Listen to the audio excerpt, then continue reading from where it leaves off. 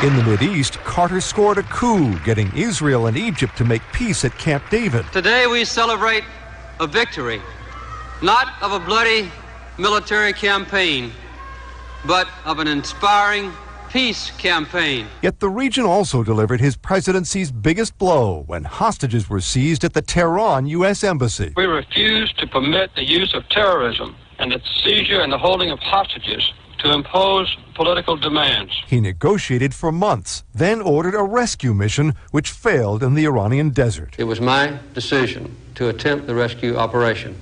It was my decision to cancel it. The hostage crisis was a key reason Ronald Reagan defeated his re-election bid. Yet Carter seized on retirement as an opportunity. A life of pleasure and challenge and adventure. He became a roving mediator and election monitor and won the Nobel Peace Prize. And that's how he said he wanted to be remembered as a peacemaker. This is Mark Smith. A powerful storm system moved across the south over the weekend, killing several people. South Koreans are shocked and grieving after Sunday's plane crash that killed 179 people. U.S. experts are arriving there today to try to help in the investigation. This is AP News. The actor Linda Lavin has died. Tony Award-winning stage actor Linda Lavin died Sunday in Los Angeles at age 87. Just recently, she was diagnosed with lung cancer. Lavin won a Tony for Best Actress in 1987 for Neil Simon's Broadway Bound. But Lavin was probably best known for her 1970s TV sitcom Alice, in which she played a waitress and single mom trying to raise a son. In 1994, at a White House ceremony on working women, Lavin praised real-life women. It's mainly women who answer phones, serve food, process money, handle paperwork, sell merchandise, nurse the sick, care for the children and the elderly, and then go home and take care of their families and clean up. Actor Linda Lavin, dead at age 87. I'm Donna Warder. And I'm Rita Foley, AP News. This is 820 AM, WCPT Willow Springs, and streaming worldwide at WCPT820.com. We are Chicago's progressive talk, where facts matter. Now, your WCPT 820 weather update. From the Weatherology Weather Center, I'm meteorologist Jennifer Wojcicki. We'll see mostly cloudy skies here for today with a high in the low 40s. Winds out of the west around 5 to 10 miles per hour. Then for tonight, a chance for some rain showers here late, cloudy, a low near 38. By Tuesday, a chance for some rain showers, possibly mixing with snow at times. Cloudy skies, a high around 40.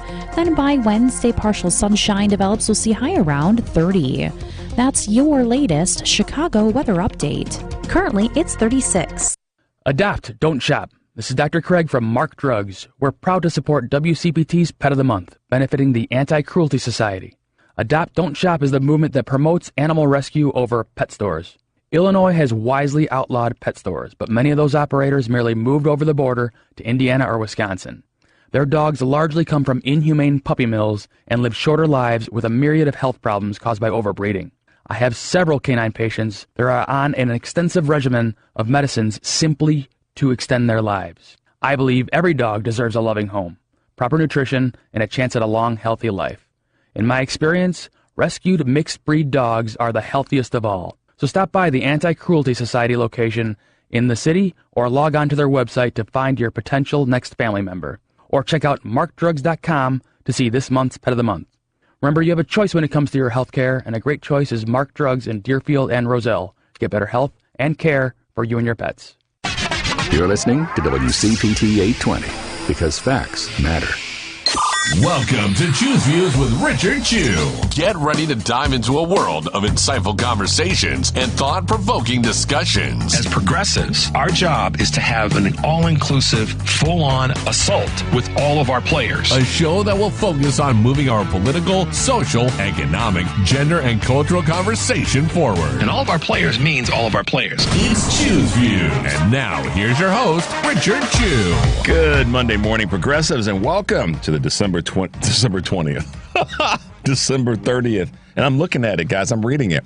2024 edition of Choose Views, 773-763-9278. Catch us on Facebook Live, TuneIn Radio, Twitter Stream, YouTube, iHeartRadio. Yes, you can email me at richard@wcpt820.com, and I will reply. Catch all of our shows there, our WCPT podcast on Apple Podcasts or on Spotify, and you can get Choose Views, the old stuff, the newer stuff, the short version, the long version of my podcast, and of course, my great friend Joan Esposito with Live, Local, and Progressive, Patty Vasquez, who is always driving us home with that hoopty of hers, making sure you guys wrap up your day well. Big Picture with Edwin Eisendrath and all of our other great shows that are on the weekends and throughout the course of the 24 hours that we're on the air. Check out our heartlandsignal.com digital platform, and that's where you can find lots of great stuff to share with your folks out there that you care about. So make sure you make your way over there. And welcome to the show. It is Monday morning, and it's great to be here. I hope you guys had a good weekend that are here in the Chicagoland area, because I had a conversation with one of my sisters-in-law about she chuckled when I said a few weeks ago not having to shovel the rain. I got a little bit of a pushback from some folks, one or two people that said, "Well, what about climate change, Richard? It's Chicago; it should be snow and I'm like, yeah, I agree with that. It should be, but we don't have it. We have rain, and it rained all weekend. And guess what? If it had snowed all weekend, we'd still be, Devin, tell me I'm crazy. If it had snowed all weekend, the way in which it rained all weekend, you and I might not be here. We'd be here. But we would have had to shovel some snow. Because it rained pretty much most of the, well, let's see. It started raining when? Friday night a little bit. Yes. And then it rained most of the afternoon on Saturday, or latter part of the day. But it rained all day yesterday. Yep, totally. So, and but anyhow, we kid a little bit about the weather, and all I can tell you guys is that, as Devin said this morning, it was a little bit cooler this morning. So, got to deal with that. Be safe in your commutes today, as I always try to throw out at you at least a couple times a week. Be careful when you're commuting. If you're taking public transportation, give yourself a little extra time whenever the weather changes up, gets a little bit cooler, or if it's damp out, just make sure you give yourself a little extra time. And the same thing if you're driving. But yeah, so one of my sisters-in-law and I were laughing about not having to shovel the rain, and she, like I, am no longer a fan of shoveling snow. And we were joking, Devin, about when we were younger, how it was fun to get out and put on the clothes and go out and shovel the snow. And now our bodies are like, yeah, try that again and watch what I do to you. So, in any event, guys, it's Monday. We're 2 days. So, all right, last week I got the evil eye from my man Devin. Yes, I am. I got the evil eye from my man Devin when I refer to the 23rd of December as Christmas Eve. You should have seen the look. I can still see it because it's in my brain. And I literally thought about this morning, or sometime. I think it was early this morning. I said, so what are we going to call New Year's Eve, Devin? Did I miss a Seinfeld episode where there was a part of their dialogue, part of one of their episodes where they had a labeling on Seinfeld that was New Year's Eve. Uh-oh, he has an answer. So I just Googled what is today, and today is National Bacon Day. Bacon? Day to celebrate bacon. Well, one of my other sisters-in-law, and I would definitely, she would appreciate that. I got to send her a text to let her know. I see if she knows that. Oh, wow, that's too funny. National Bacon Day. Some people don't like bacon, don't eat bacon for various reasons, and then there's others that consume lots of bacon. But I didn't know that, National Bacon Day. But there's no like there's no New Year's Eve tied to Seinfeld. No. Oh man, you're breaking my heart, Devin. Anyhow, guys, today is the 30th, and we are coming up on the beginning of a new year, and I'll put it in the positive rather than the end of a year. Yes, we are wrapping up 2024 and about to start off 2025. And so the optimistic side of me says, keep healing up, keep getting yourself, recharged and getting yourself in position to be able to take on 2025 with all the vim and vigor that you can. And for those of us who recognize, who understand, and all of us should appreciate this statement, irrespective of culture. Remember the shoulders you stand on when it comes to our ancestors and the work that they did to get us all to this point as a society. And we know that there's different communities that have had different, severely different plights in this thing that we call America. However, as we go forward, those of us who have our heads screwed on straight, because see, I'm of the mindset, and I wrote this down to make sure I didn't miss this, that progressives get criticized. Progressive liberal Democrats get criticized a lot for being, too lofty and too out there, and can't follow, can't all. What is it? The Republicans fall in line and Democrats fall in love. Okay, whatever. You can do both. The difference is we tend to fall in line and fall in love, whereas the Republicans can't even find the way to fall in love. And I'm talking about that socially and politically. So as I talk about we as a community stouting up and being prepared for where we're headed, I say that with the love and the care that comes with our ancestors and what our ancestors have done for us to get us here, of all communities. And when we think about it like that, that's why we do have this thing in the Democratic Party or progressive liberal Democratic conversation, and that's a big tent. And sometimes the big tent gets us into a little bit of, the phrase that I've used for years is like herding cats. It is. But when cats get lined up, cats get stuff done. And so I'm asking everybody as we wrap up 2024 and start a new 2025 that you heal up, that you get your heads right, you get your spirits right, and you think about your ancestors. We had a wonderful call last week. And by the way, the number, of course, is 773-763-9278. To call and or text us. We had a wonderful caller last week. Her name is April, and she talked about the fact that, she appreciates what we do here. And part of my mission, but part of my mission is to make sure that you guys know you still have a place to land and you still will be embraced by this 84-inch wingspan to let you know that we're here to give you the support and the ideas and the conversation that you need every day to stay strong and keep moving forward. And we can do all the above. We can be positive and aspirational and forward moving as we have to be, not should be. We have to be that way. And then do that with content and subject matters that are important to us as we go along. So I just wanted to remind everybody that is where we are as we wrap up this year. And we will have a live show tomorrow. And then on Wednesday, we've got another best of sort of broadcast that the guys have kind of helped us put together. But that's where I want you guys to try to be and be reminded of that, and then be focused on how we have to lean. The reason I use lean in and stand stout is when you have headwinds, you have to do that sometimes. You have to kind of reposition your legs so that you can withstand what's coming toward you. And we're capable of that. And here's the other thing. When you're in that position, just picture this for a moment. When you're in that position, you're able to not only withstand what comes at you, towards you, but you're also able to then push back. If you're just standing there kind of, in the wind has much more of an opportunity to push you in a direction that it wants to push you. And these political winds, these social and economic winds that are coming our way are fully capable of doing that, and certainly desirous of doing that. But if you position yourself physically, mentally, emotionally, and as I said, even financially, to withstand the winds coming, you're also you're in the ready position, as my brother-in-law Jim used to say, he would tell me, Rich, always be standing in the ready position. And so, that he also was a former Marine, so there's a big part of that. But you all know what I'm talking about. And being inspirational and aspirational in this, where we're headed, we want to be standing in the ready position. And that standing in the ready position gives you the power and the leverage to withstand and to push back. It's a hell of a lot easier when you're standing in the ready position.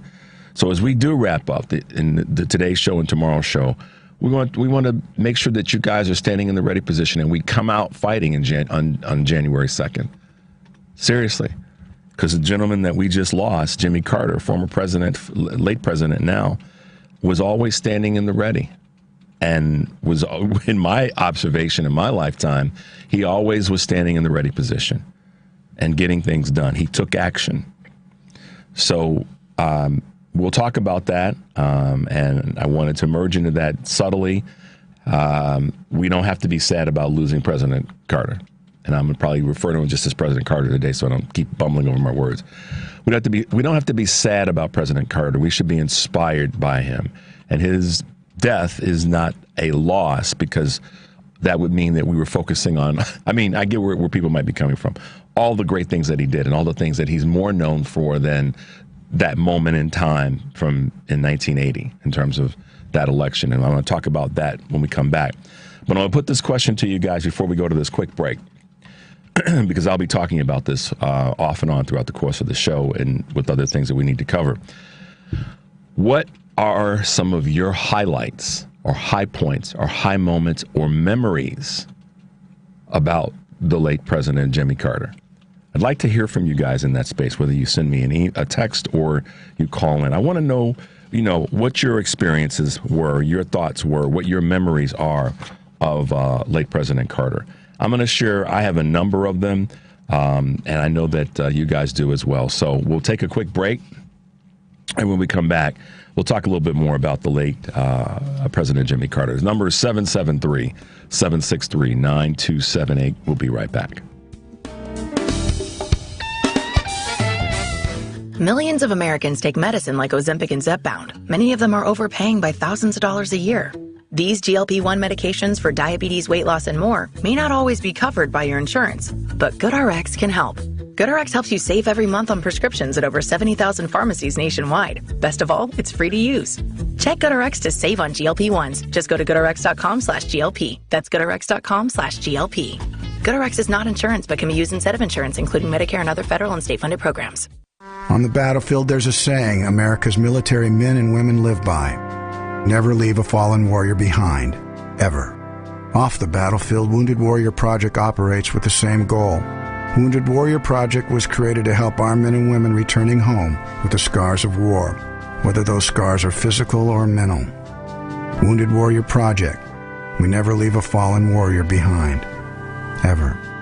Learn more about what we do at woundedwarriorproject.org. Alexa, play WCPT. WCPT from TuneIn. Good morning. You're waking up with Richard Chew. Good morning. Good morning. Good morning. We're live and ready to hear from you. Text or call us now at 773-763-9278. Same number. Simple as that. Let's get the conversation going on WCPT 820, Chicago's Progressive Talk. Hey guys, welcome back to Chew's Views, 773-763-9278. Thanks for being with us, and shout outs to those who have had comments already about late President Carter. All right, so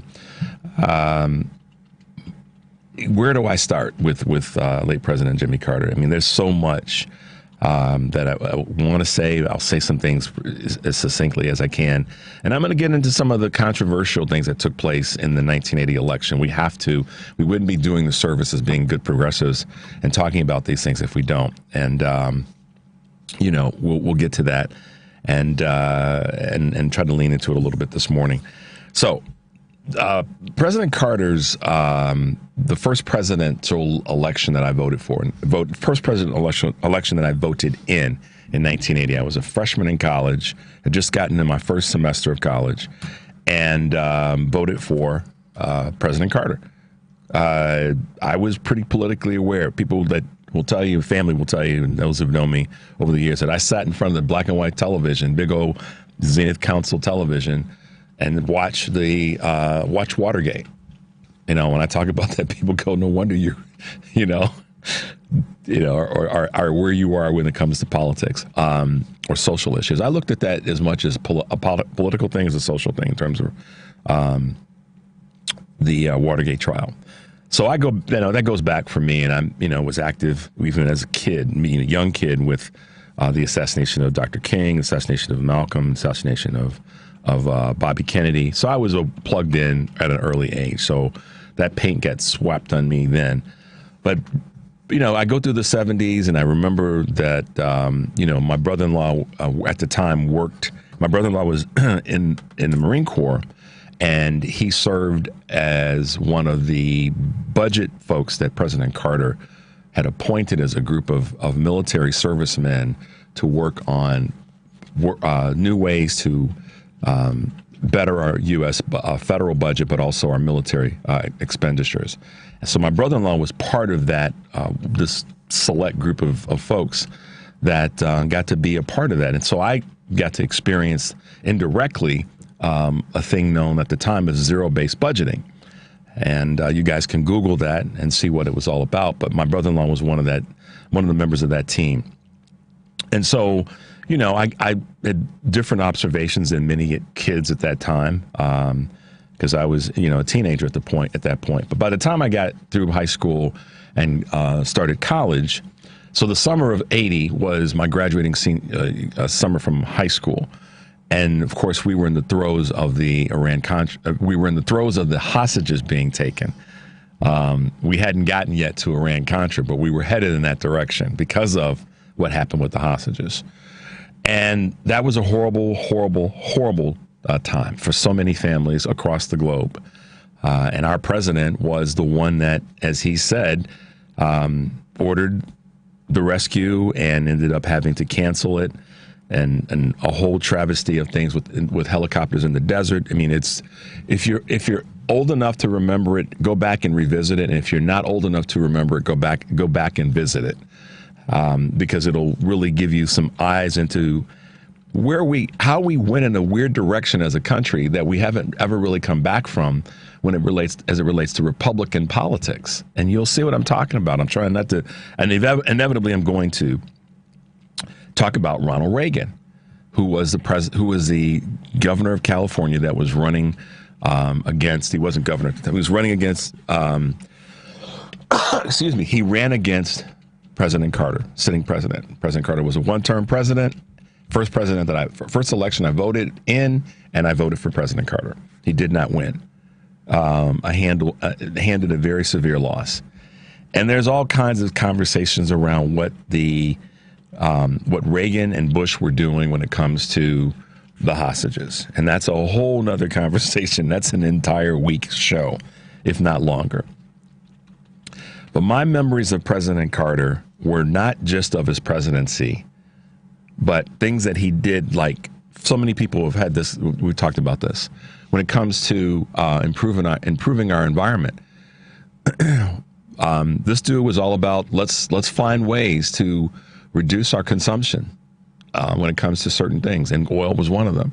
And I remember, the turn the thermostat down and put a sweater on. That, I'm paraphrasing, but that came out of the Carter administration, and for us to be a little bit more energy independent. And he was leaning into what do we need to do when it comes to solar energy. And if you all remember, who are old enough, and those who are maybe not chronologically old enough, but do study history, solar panels. And what president wanted them on the White House, and what president decided to get rid of them. So there were some arcs that took place during President Carter's time in office, and seat belts. I mean, there's a number of things that during his presidency we don't necessarily know about.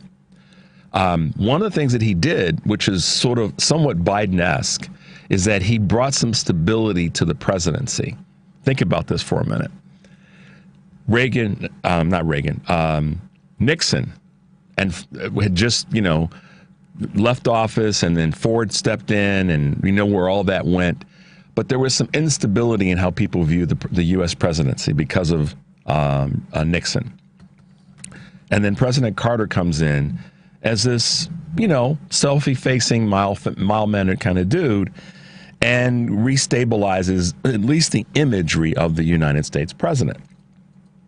Now, from a policy standpoint and from a decision-making standpoint, there's always going to be questions around different things. The Camp David Accords were huge, and the irony is that the Middle East did play a part in his loss in the 1980 election.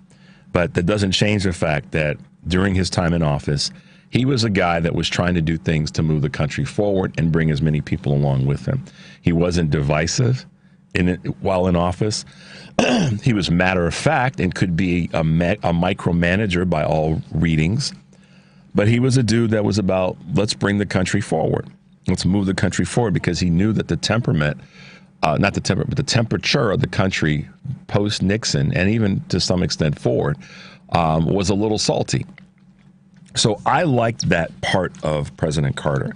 Formative years in high school, he was president, and that's so I have maybe a slanted view toward him during his presidency. I've heard many people that were highly upset with him because of gas prices and OPEC. And I remember conversations where people said, don't talk about President Carter because he's a bum. And I didn't see it that way. And this is while he was in office and post office and all the rest. Because I'm going to flip the script a little bit on this conversation that oftentimes the Christian right wants to have. And they want to have this conversation about what God would do and what Jesus would do and this, that, and the other. And they leave this man out of the conversation. Because post-presidency, y'all understand this.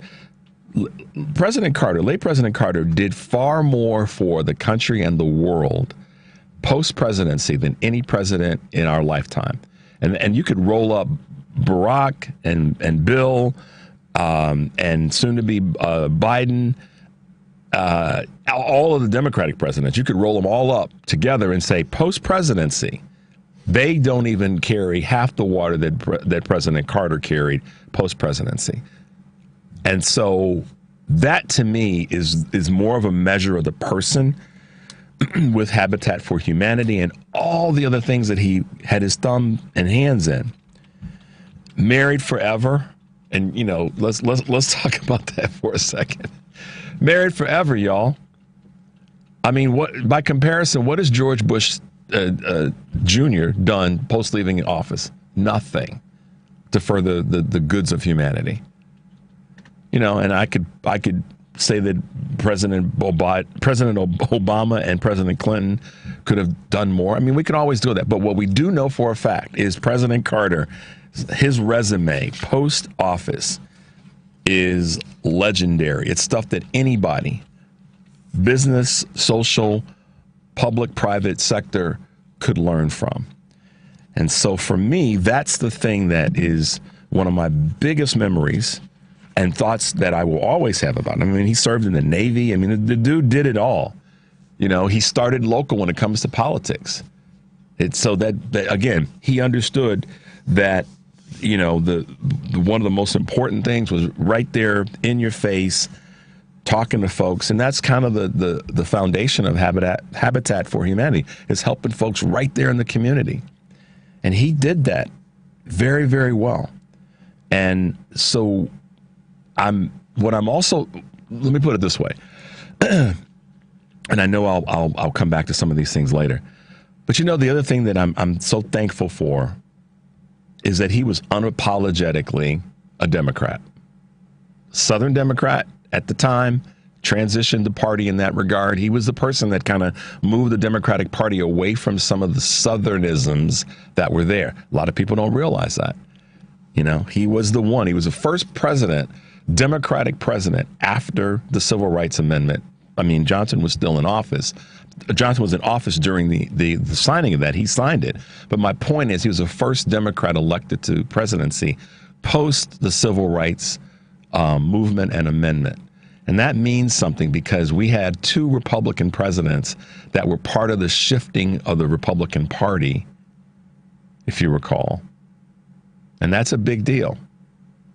That Republican Party shifted from the Dixiecrat style, which became the Republican Party's style. You got to know your history. This is why they don't want you to know about history. They want to take it away. They don't want you to talk about it. They don't want you to read about it. Because when you do take the time and you really do look at the transitions, there's many transition points in our country. You go, oh, wait a minute, I didn't know that happened at all. Certainly not then. And then the impact or the domino effect of it happening. And President Carter was the first Democrat elected president post the Civil Rights Amendment being signed. And if you all do a little bit of history in terms of some of the commentary that came at Lyndon Johnson post that being signed in terms of we've lost the South for a generation, you'll see what that really means. So President Carter, like any of us, imperfect as the day is long, and reveled in his imperfection. And I'll talk about one of the things that he said that I found as a young man, a teenager, to be very eye-opening. Well, I'll talk about that when we come back from this break. 773-763-9278. We'll be right back.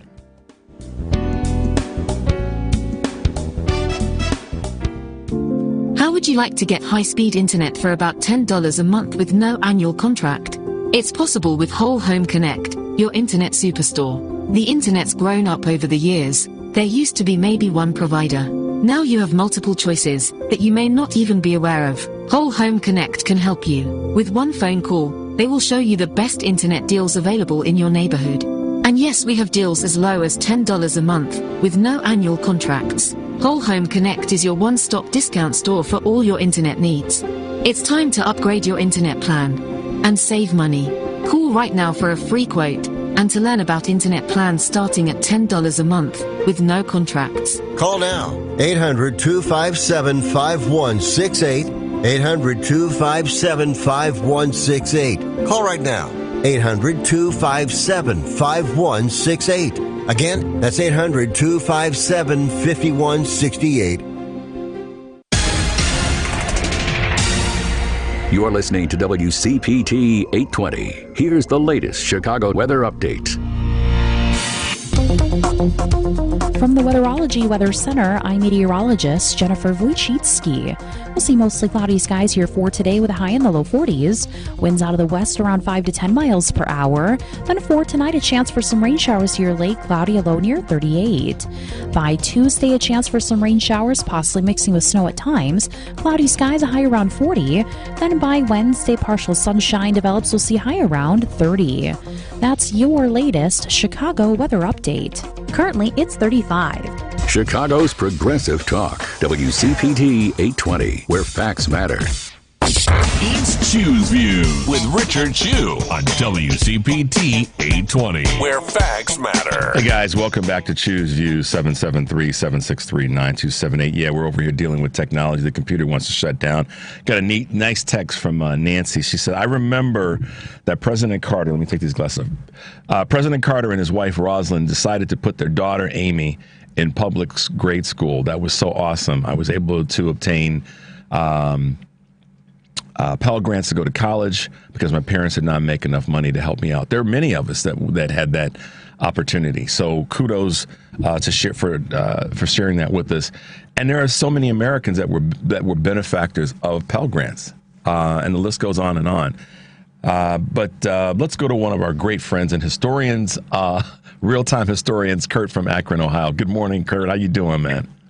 I'm doing okay, all things considered. But you know what? You're right. We shouldn't feel sad for Jimmy Carter. Over 100 years of life. Yeah. And you know what? No one's ever going to match it. Nope. Not a Democrat, not a Republican. Nope. But real quickly, before we go into the fact-based stuff, back when I was a kid, I used to collect campaign memorabilia. Okay. And this was like from 1984 to 2010. It just got too big for me to house, so I sold it back in 2010. Okay. But back in 2006, I was sending letters and emails to candidates and campaigns all over the country asking for campaign pins. One of them happened to be Chip Carter, if you remember. Oh, my gosh. Chip Carter was the guy, the Democrat running for the U.S. Senate in Nevada, right? Yep. So I got a card in the mail from Chip Carter's wife at the time. And inside, she had a handwritten note in a little baggie, like a little Ziploc baggie. And inside it was one of President Carter's peanut lapel pins that she gave me because my letter was so moving to her that she thought she's going to give me one of President Carter's actual pieces of jewelry. Wow. That's too funny, man. I mean, these are the things that, from a historical perspective, one of the things that I love and appreciate about how you've been one of those people that understands the importance of knowing what we used to do, what we did, how we got here, and incremental things, the factual things that you stay on top of, but also the experiential things like that. I appreciate what you said too, and what I said about not being sorrowful. When my mom passed away back in 2018, I was talking to a good friend of mine, and he said, "How are you feeling?" I said, "I'm feeling great." I said, "I'm gonna miss my mother.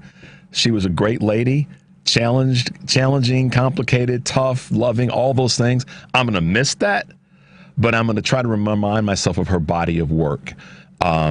Because for me to be sorrowful would be selfish. I want to embrace the goodness that she brought. And I feel the same way about President Carter. We're going to miss him. We're going to miss what he did for us.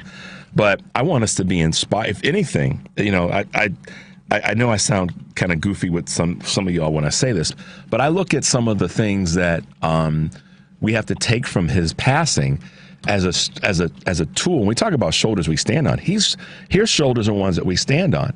And we should be able to take what he brought to so many people and use, particularly at this time, Kurt, where we're headed, to be able to stand on that and say, how do we further his legacy by making sure that we stand in the void when it comes to democracy? I would think he would want us to be more mindful that way than to be sad about his passing. I mean, am I crazy, or what do you think? No, you're not. No, you're not. But here's the thing. Look at what, and I'm going to say failures because there were, by historic perspectives, they were some failures.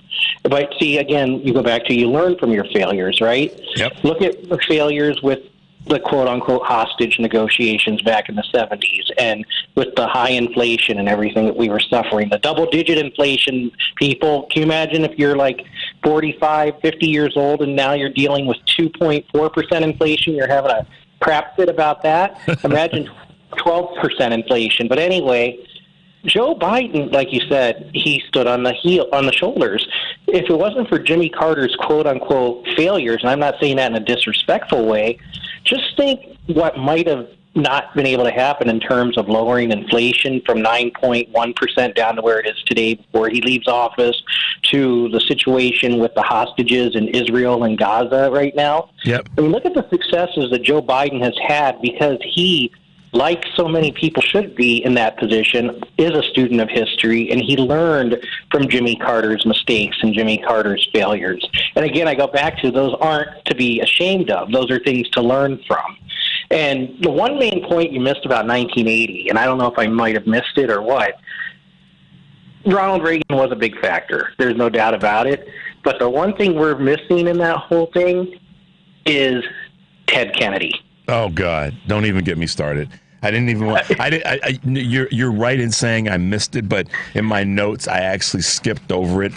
And I'll let. I know what Kurt's talking about. I'll let Kurt talk about it because I'm going to get. I might say something I shouldn't say. Yeah. So you take that one because I know exactly what you're talking about. Go for it, my man. Ted Kennedy kind of strikes me as a spoiler like Bobby Kennedy Jr. was in the past election. Yep. And Ted Kennedy did a lot more great things than Bobby Kennedy Jr. can ever even put a stick to, even as Secretary of Health and Human Services in the next 4 years. But Ted Kennedy was a spoiler, and he seized on a situation that Jimmy Carter was basically thrust into when the hostages were taken in Iran. And then, like you said, that whole conversation about Reagan pulling a Nixon, like Nixon did in 1968 with North and South Vietnam, and all that stuff. And when an incumbent is challenged in a primary going into a re-election, they're bloodied and they're bruised more than people think they are.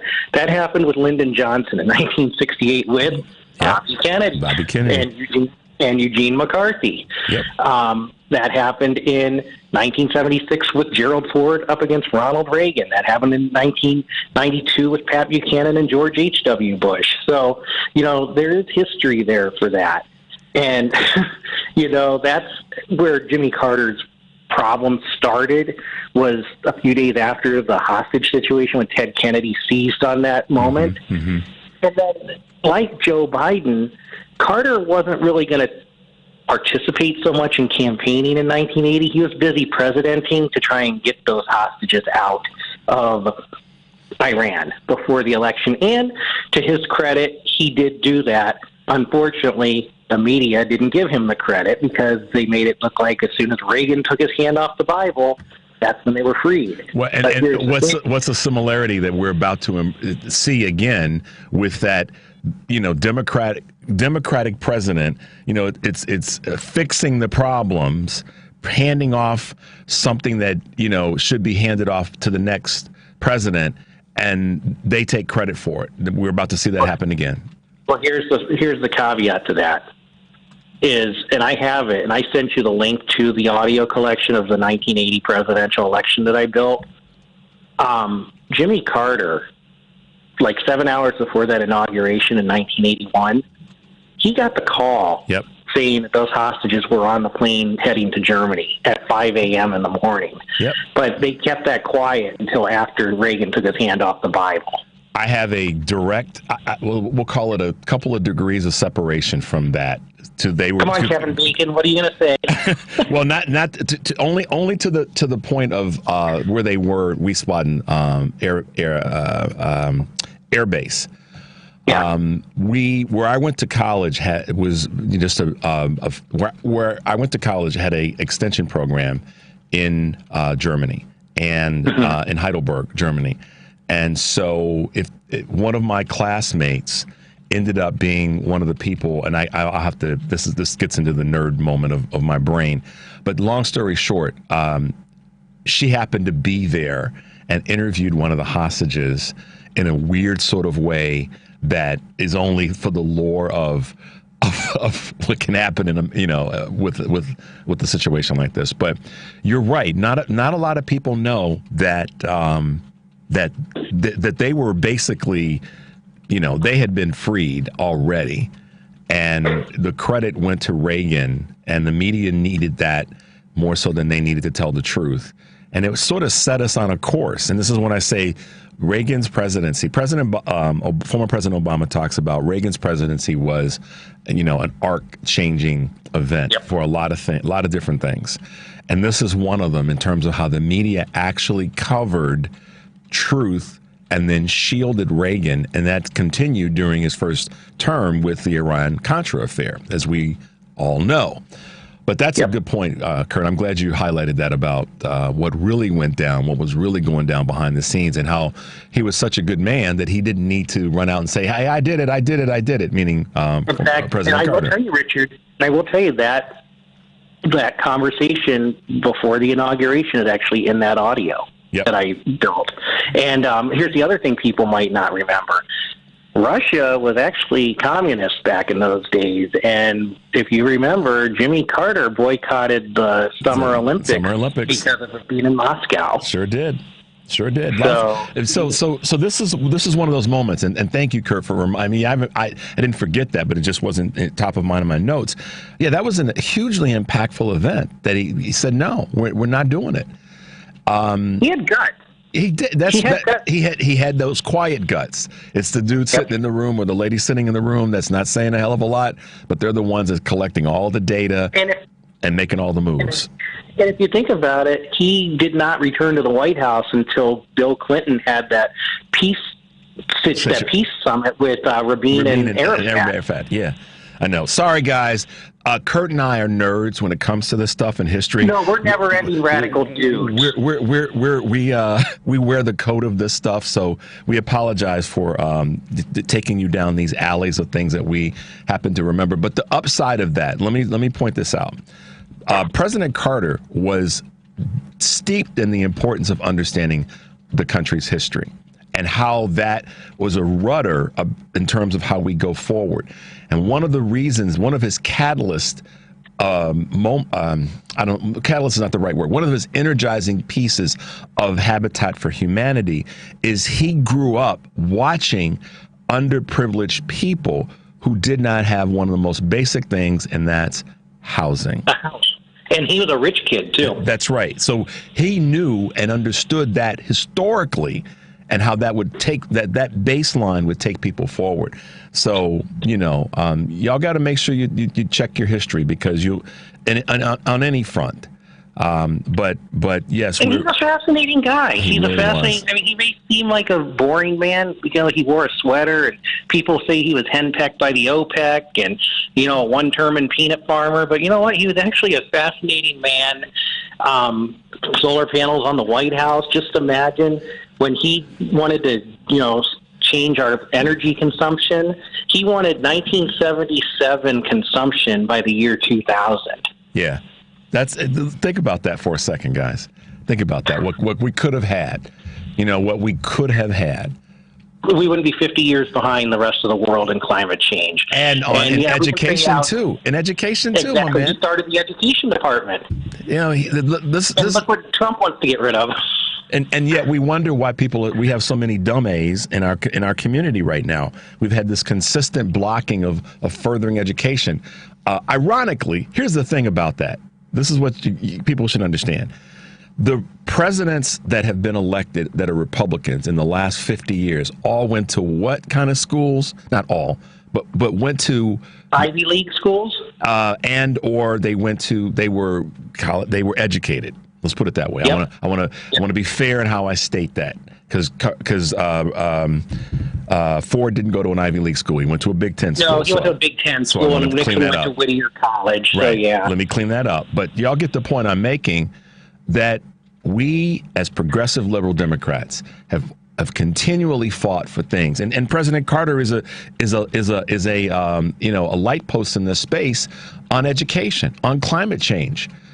Where would we be as a country had we continued to follow the path, or gone down the path of what he was trying to create? He was trying to clear a path. You realize what a clean world we would be. I mean, and to his credit, Nixon did kind of start us on that path. Yep. But it took Carter to amplify it, and it took Reagan to tear it down. I know. And then of course Clinton with Al Gore. But Joe Biden is probably, to Clinton's credit and to Obama's credit as well, Joe Biden was actually the first one since Jimmy Carter to really amp it up again. I mean, can you imagine what Jimmy Carter could have done with an Inflation Reduction Act, with the largest investment in environmental change in the history of the world? Yeah. Had he have had it? Well, that's the one thing I will say is we're talking about where we are currently, and then I'm gonna bounce you because I got a little quick break. Yeah. And just want to hear your thoughts on this, and I'm sure many people may have thought about this, and maybe others have not. But isn't it a blessing that we have Joe Biden still in office while we're going to go through this transition of President Carter's transition? Because Lord help us if we had to deal with that fool as president with this historical man passing away. Good Lord. I'm just glad that for the next, I'm going to say probably for next week, we're going to be in a nation of mourning with a state funeral and the private funeral and all that other stuff. I'm just so glad that Joe Biden was asked to give the eulogy of Jimmy Carter by Jimmy Carter when he went into hospice. It almost chokes me up that that's the case. Two old codgers that did so much for this country. I'm telling you. So, well, thank you, Richard. One nerd to another. Thank you for joining us. Guys, remember, NERD NERD is an acronym for Never-Ending Radical Dude. That's our new T-shirts, man. All right, Kurt, listen, good to hear your voice as always, man. Stay safe today. Happy New Year, Happy New Year, brother. Be well. Yeah, thank you. Bye-bye. Right, bye-bye. That is my good man, Kurt Herner from Akron, Ohio. You can't get us in a room together to talk about this stuff because it's just, it is what it is. We'll take a quick break. 773-763-9278. Guys, we'll be right back.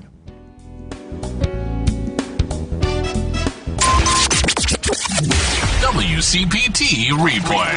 I am thrilled to be joined by Tom Nichols, staff writer at The Atlantic. Illiberalism is a global movement right now of people using the levers of democracy to vote for people who are going to take away their democracy. It's basically like saying, I'm an American and I have rights, and I'm going to vote for the guy that's going to take away my rights because that will punish other people too. The illiberal movement is not the very poorest against the very richest. What you find with Trump voters, just as you did with illiberal voters in Italy and Poland and Turkey and other places, is that these are actually middle-class voters. Most of them are reasonably comfortable. You know, if you look at the January 6th rioters, these were not unemployed factory workers. These were chiropractors and retired cops and real estate agents. Keep listening to WCPT 820. Because facts matter.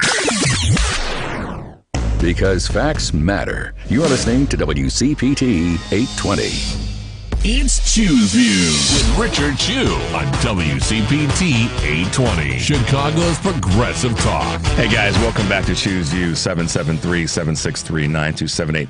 I want to give you guys space to talk about your memories about President Carter and how he impacted your life, how his policies may have, and the list goes on. Just, you know, I'm getting some great texts. I got a nice text. Jimmy Carter was so steadfast. Don't forget, he was a nuclear engineer. And yeah, I'll have to clean this up. Don't forget the Reagan effery with Iran. So he was, I like that. That's a great, thank you, Al. Jimmy Carter was so steadfast. And yeah, he definitely was. And I appreciate that part about him as well. Devin, let's go to our good friend Pam here in Chicago. Good morning, Pam. Welcome to the show. Good morning, Richard and Habaragani. You know, we're in the midst of celebrating Kwanzaa. Thank you, dear, for pulling my coat on that one. I appreciate that. That's okay. Richard, I just want to say, you know, President Carter just was a decent man. Mm-hmm. And I think we cannot take that for granted. I mean, just a decent man and loving to his family. And I believe he had a sincere love, you know, for the country. Many presidents say that, but not many display it. Right. And I feel that he did that.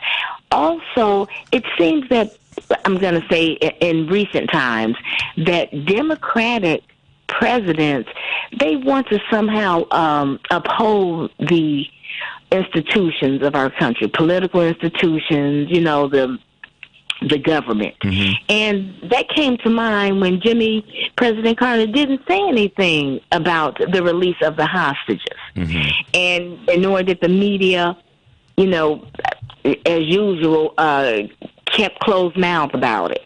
So it just seems to me that moving forward, we're going to have our elected officials and our former presidents come out and tell the truth about some issues, Richard. And lastly, I'm going to say I appreciate how he loved his wife. Yep. I appreciate just, you know, their relationship and how he spoke about her in the love. Adoringly.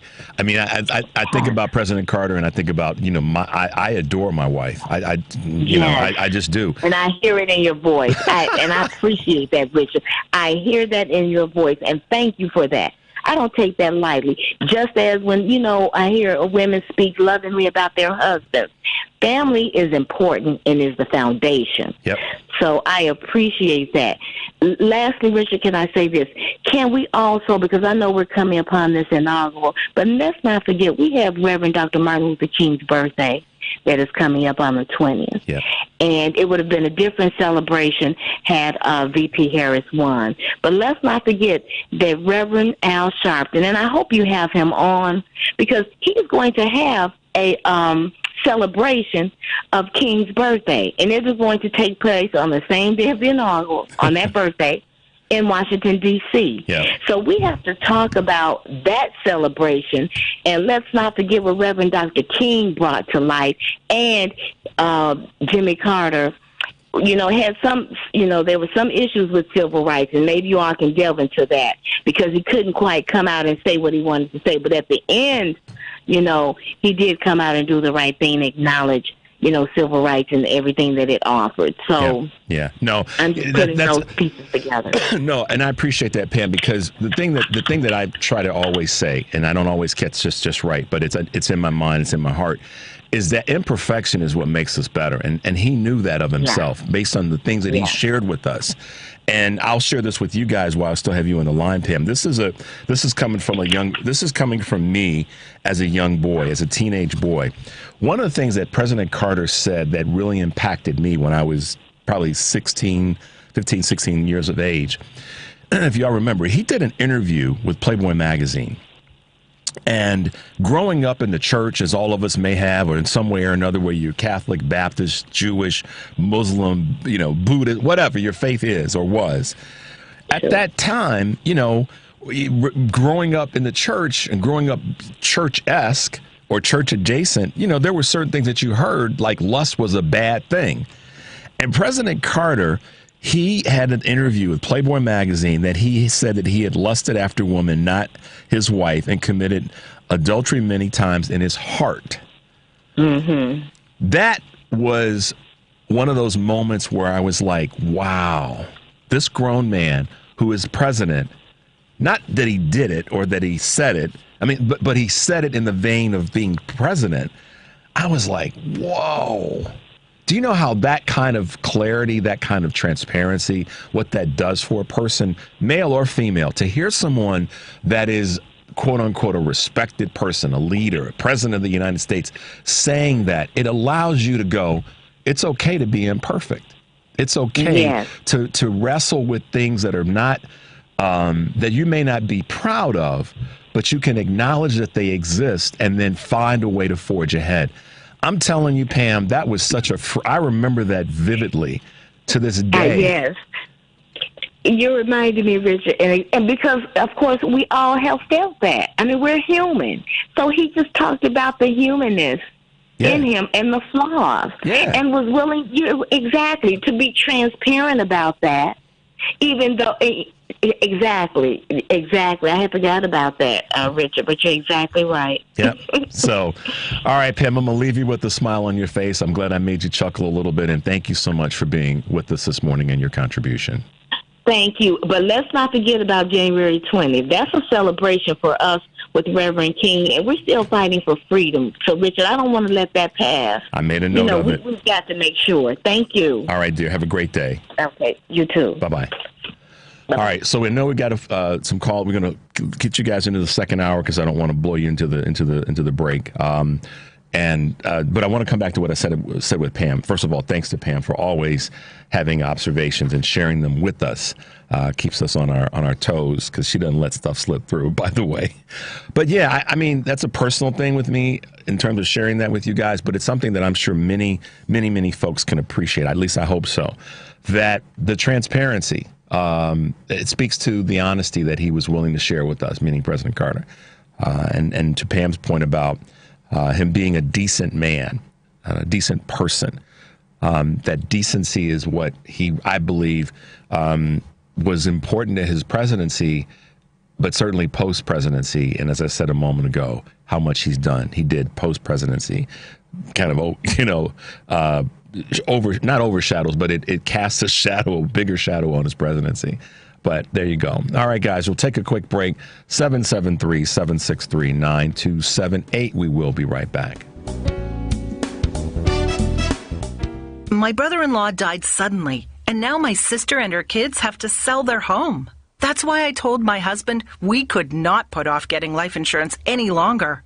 An agent offered us a 10-year, $500,000 policy for nearly $50 a month. Then we called SelectQuote.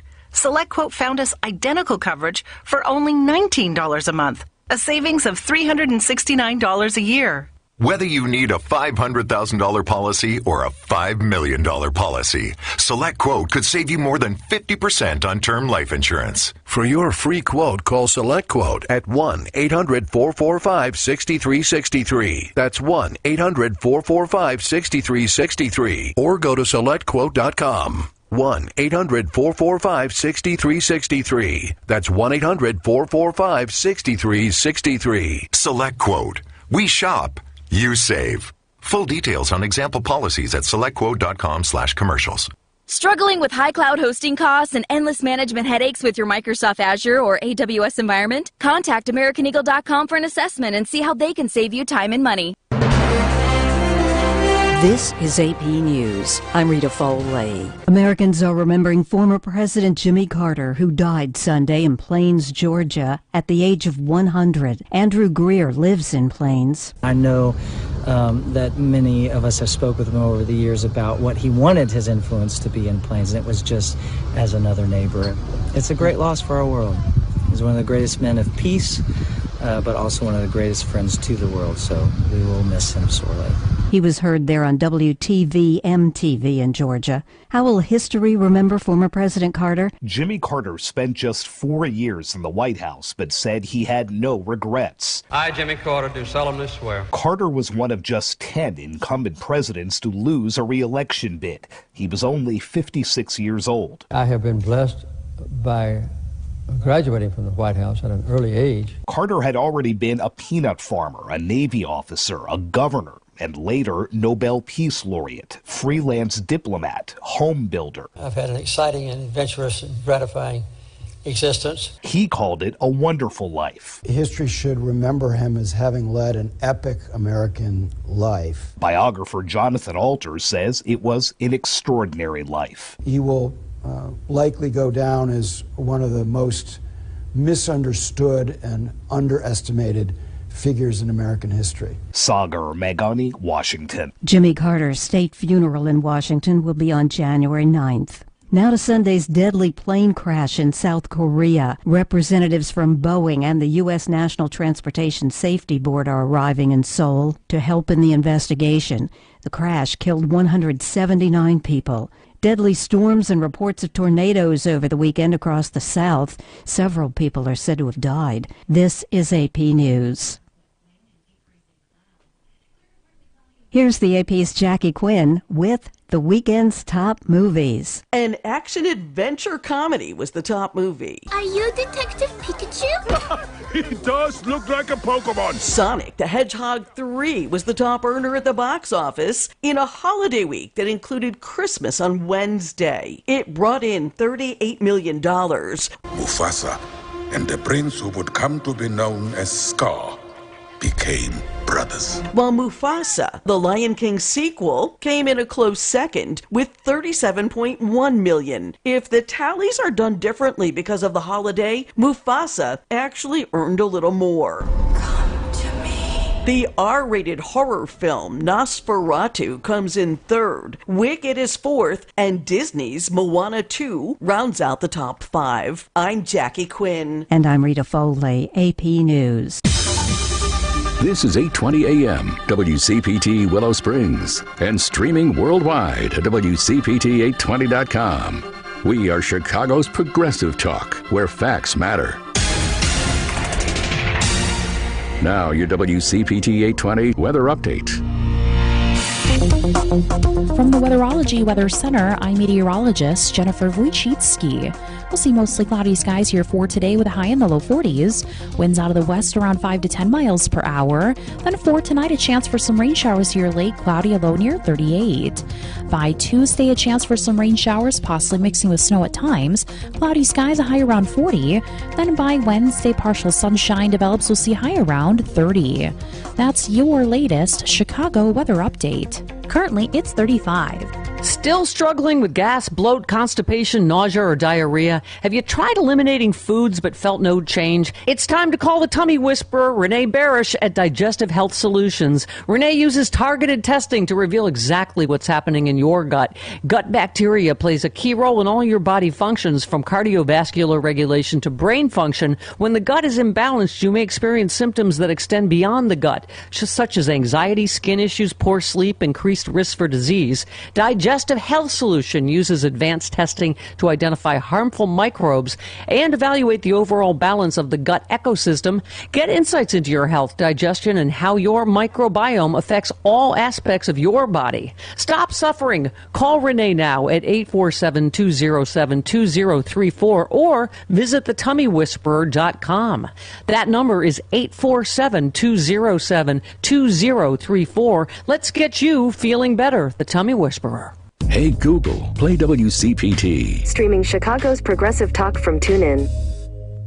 Welcome to Choose Views with Richard Chew. Get ready to dive into a world of insightful conversations and thought-provoking discussions. As progressives, our job is to have an all-inclusive, full-on assault with all of our players. A show that will focus on moving our political, social, economic, gender, and cultural conversation forward. And all of our players means all of our players. It's Choose Views. And now, here's your host, Richard Chew. Hey guys, welcome back to Choose Views, 773-763-9278. All right, guys, let me hit you with a couple of the, quote, housekeeping items. Today, from 2 to 5, John Augustine will be in for Joan, and his guests will include artificial intelligence and cybersecurity expert Dawn Christie, Julie Murphy, author of The Emotion Behind Money, Building Wealth from the Inside Out, and Chicago radio personality and TV personality Jennifer Weigel. Live, local, and progressive, weekdays 2 to 5 here on WCPT, and that's Central Time.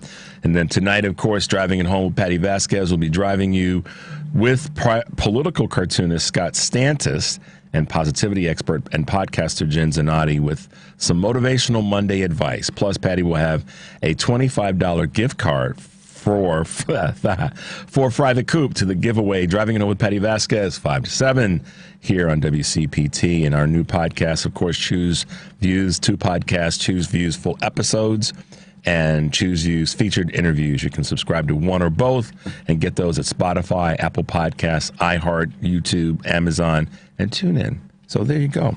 And speaking of the free giveaway or the $25 gift card for Fry the Coop, how about this as another way to help you guys out in terms of your poultry desires? Fry the Coop is the destination for what? Hot chicken in Chicagoland, giving a Southern original taste to the Midwest with the Midwest touch, whether you want heat or no heat, featuring chicken sandwiches, tenders, chicken and waffles, and now nuggets, all delivering happiness to each crunchy bite, proudly not using seed oils, frying all of their menu items in 100% beef tallow. Stop by Fry the Coop today at one of the many locations from Oaklawn, Chicago, Elmhurst, Darien, Prospect Heights, Tinley Park, and Bolingbrook. Heat or mild or crazy insanity, whatever your flavor is. And to celebrate the holidays, we still have a couple of Fry the Coop WCPT gift cards available for, let's say, the third caller that calls in. We'll get that gift card. And, of course, contests running on WCPT are open to listeners 18 or older and residents of the greater Chicagoland, Northwest Indiana area. 1 entry per person, 1 winner per household. Void where prohibited by law. Listeners may only win or qualify to win once every 30 days. Complete rules are available on our website at WCPT.com by clicking the contest tab. So, yeah, third caller gets a Fry the Coop $25 gift card from us. There you go. So, guys, as we talk about President Carter, we're going to grab a couple calls in a moment. One of the other things that I wanted to, I was reminded of, is that he was also one to pardon Vietnam evaders. Let's say draft dodgers, but Vietnam folks have decided to stay out of the war. Let's put it that way. So another good thing that he did, because a lot of people saw that war as something we shouldn't have been involved in the first place. Controversial, and the list goes on. But more kudos to late President Jimmy Carter. And I've got lots of good feeling about his work as president and the things that he did to make the country better and make the world better post his presidency. And you guys should be leaning into that as well, because I think that as you lean into that, you'll realize the goodness of people that, like Pam said, a previous caller, that are just good people. So that's kind of where your guy is this morning in that space. And before we grab some calls, I want to. Devin's busy right now, so I'm going to give him a moment to navigate what he's doing with the phones. But I have a clip that I thought you guys would appreciate that speaks very simply to President Carter, and it comes from the legendary Bob Dylan.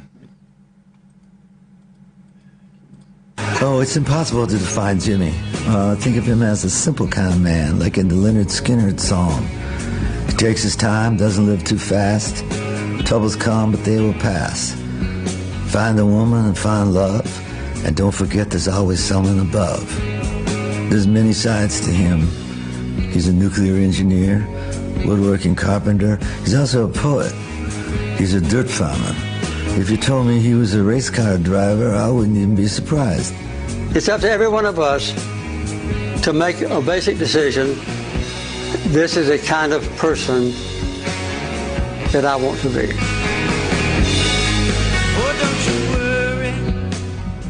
Yeah, that's a good tribute from the great Bob Dylan. In terms of the conversation around peace, and how one of the things that Dylan said and others have said who've called in this morning, and some of the texts that I've received from you guys, my man Kurt Mullett, my good friend Kurt Mullett, he posted something that I thought is representative, and what Pam said earlier reminded me that I wanted to play you guys this clip in terms of what Reverend Al Sharpton is going to be doing on Dr. King's birthday on the 20th, which is also the inauguration day. But Kurt posted something this weekend about the march, the gathering that's going to be taking place, that I felt was important for you guys to know about, or to at least kind of get Kurt's perspective in this space. So we've got a little bit of a clip that we want to play for you here. So lately, I've been posting a lot of content about the 14th Amendment, Section 3, and the march that is going to take place on January 3rd in D.C. A peaceful protest. No gallows being built, no beating of cops and security, no breaking of windows, no knocking down doors, no climbing walls, none of that. It will be a peaceful protest to let our voices be heard, and for our representatives in Congress to understand what the people want in this country. And what we want is them to honor our Constitution and to apply the 14th Amendment, Section 3, to the felon, because he is an insurrectionist. Plain and simple, period. He was impeached for being an insurrectionist. And there is no court in this land that has said he is not an insurrectionist. So come January 3rd, if you can, please go to D.C. and be part of this protest and march. If you are unable to go to D.C., which many of us cannot, please go to nowmarch.org and join the fight. Make some phone calls. If you know the emails to your representatives, send them emails. But make phone calls. Let your voices be heard. Let them know this is what the people want in this country. We want them to honor the laws of our Constitution, in particular, the 14th Amendment, Section 3. That's what we want. Let the vote be brought up in Congress. That way, it will be on paper. And then we will be able to see which members of Congress decided to uphold the laws of the Constitution or to vote against them. Look, he's a Russian asset. Elon Musk is a Russian asset. This whole election was corrupted by Russia. This is the only reason that he is the president-elect. The only reason. I mean, doesn't it make sense now, some of the things that were said earlier this summer? Like, we don't really need your votes, or you will never have to vote again, or how about we've got a surprise for you? It all makes sense now, doesn't it? The facts are the facts. He's an insurrectionist, and he should not be allowed to hold office.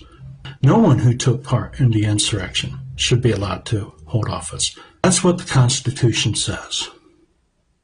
So if you believe in the law of the land, if you believe in the Constitution, please join this fight. Lock arms with us. Let your voices be heard. This is what needs to be done. Now is not the time to surrender. Now is the time to let our voices be heard. So please, do whatever you can, but don't be silent. And this is not a crazy idea. All we are asking is that the constitutional law of the 14th Amendment, Section 3, be honored. Period. There you go. Passionate statement and push from our man Kurt Mullett, Hoosier Blue 63. Let's go to Brian before we go to this quick break. Brian, thanks for holding, man. Welcome to the call. Welcome to the show. Thanks for your call. Well, thank you for taking my call.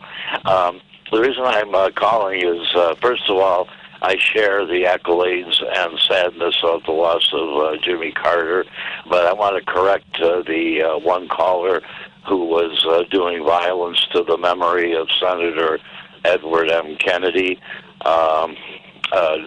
He was elected, he became senator in 1963 and passed away in 2009. In early fall 1979, he was leading in the polls over Jimmy Carter by 60 to 30%, and there was a big draft Ted movement, and he accepted the draft. And I think it should be kept in mind, Senator Kennedy was, his progressive and liberal credentials from 1963 to his death in 2009 are impeccable. And he is kind of like a Bernie Sanders for those who are too young to remember. He supported Barack Obama for president. So I wanted to clarify that for me and for everyone else. He was a very good senator. And in regards to Jimmy Carter, in an AP article in 2000, he left the Southern Baptist Convention, which I guess is the largest evangelical church, and he was a member of that since he was a kid, and he left it because they no longer would allow to have women ministers, and they were teaching sexist tripe like women who get married must obey their husbands and everything, and so he went to a more liberal church. So I'm very saddened by the passing of Jimmy Carter. I think he's a very good man. I just don't think it does any good to do violence to the memory of Senator Kennedy. I appreciate your comments, Brian. Thank you for that clarity, and thanks for your contribution to the show this morning. Thank you. All right, Brian, have a good day. Good points. Absolutely good points. And excuse me, guys.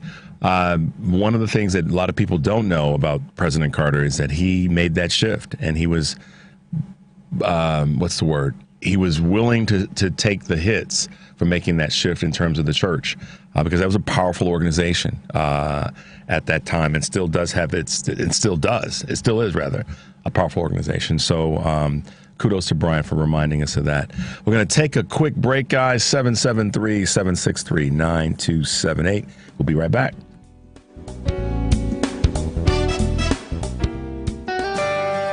It's a new year when people make resolutions to achieve something special, typically for personal growth. At Total Dentistry, we do the same, but our resolution is daily, consistent, year to year. And yes, you've heard it before. Total Dentistry, a general dental practice like no other. That is our declaration, our promise to you to provide individualized care to fit your needs. You see, at Total Dentistry, you're not just a chart number. You're not a tooth number. You're part of our dental family. So to us, transparency and trust is key. We understand that life has its challenges, and that's why we created TCP, Total Care Plan, a membership plan for those with no insurance, so everyone wins. So visit us today in person or online.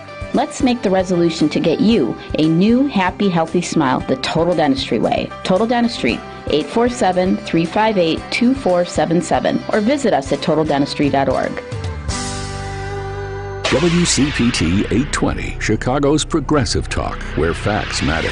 Welcome back to Choose Views with Richard Chew on WCPT 820, Chicago's progressive talk. Hey, guys, welcome back to Choose Views, 773-763-9278.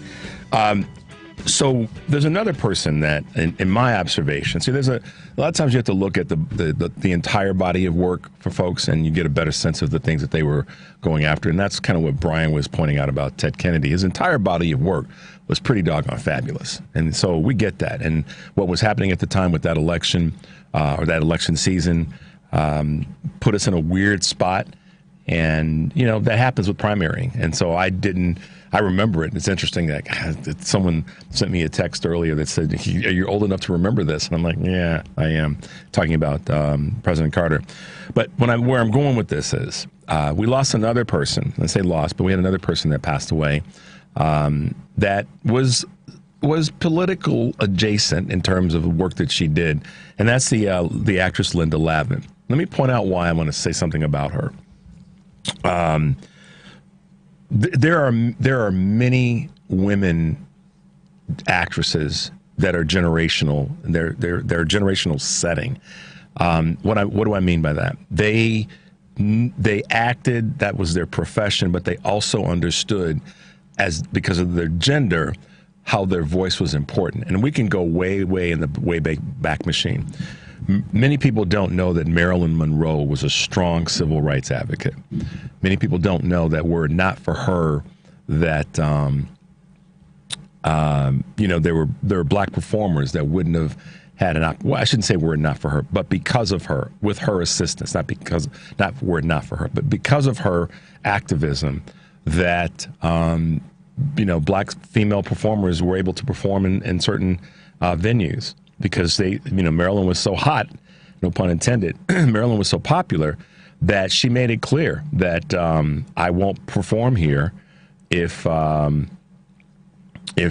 don't allow certain women to perform here as well.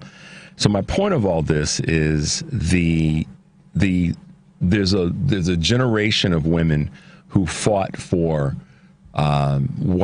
rights of women in the arts, but also rights of women in civil activity.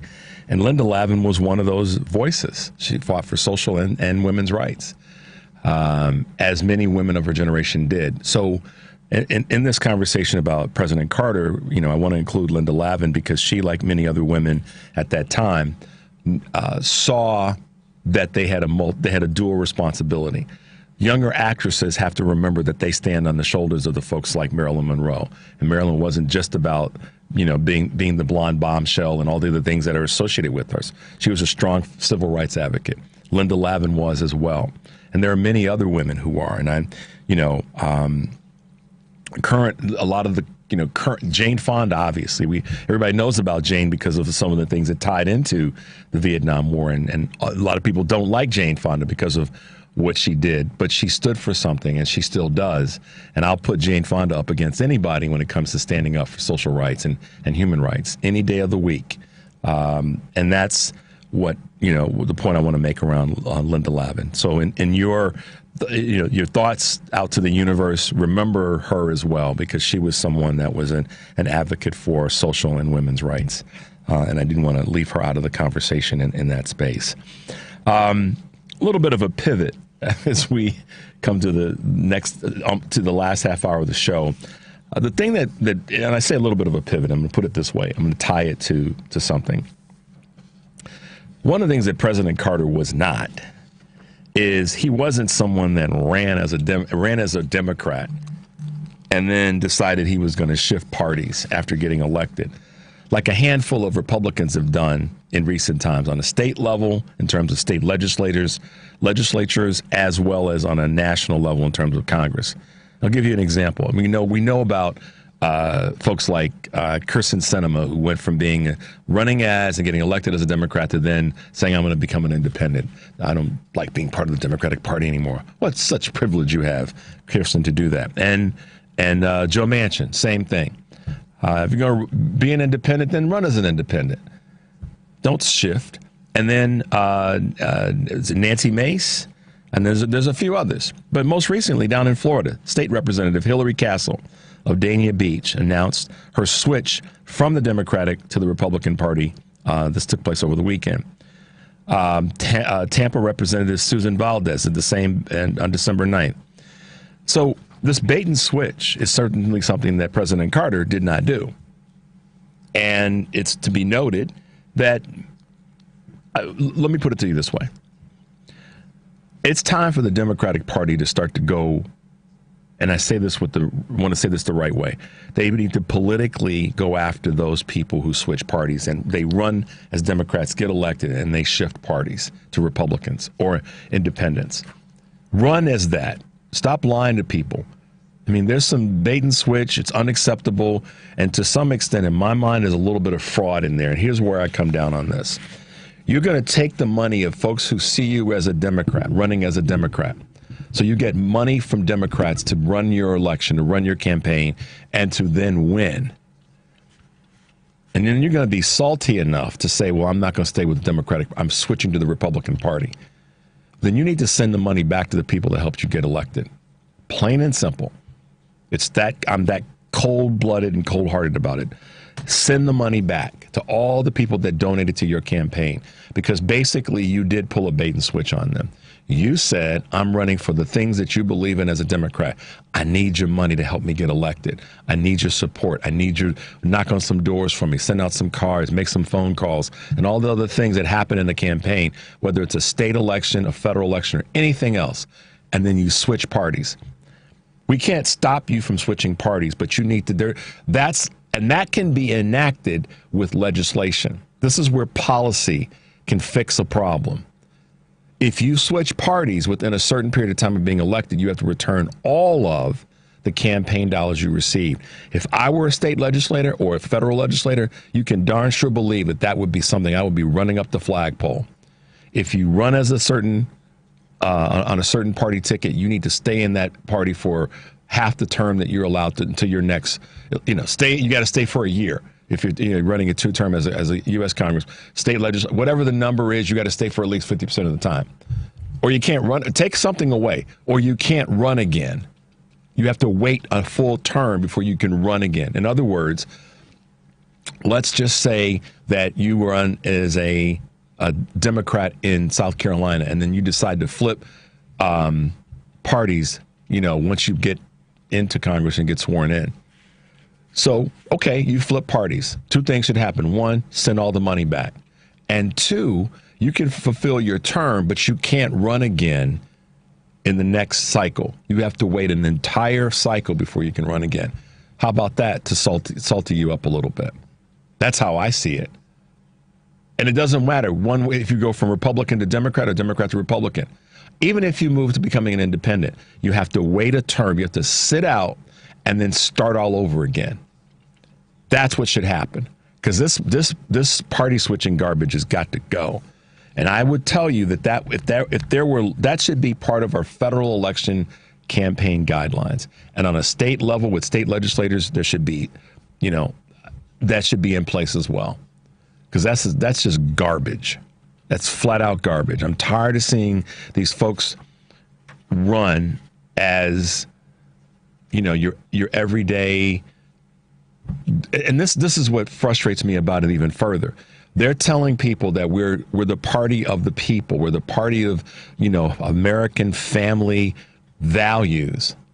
But all during that time, they're lying to people about what they really believe and what they're going to do. They didn't suddenly get to office and after 6 weeks or 6 months go, oh, I can't stand this party. That wasn't their goal. There's a trend of it starting. It's happening at a faster pace than I've seen in my entire life of being involved in this political conversation. And, President Carter didn't do that. So we need to,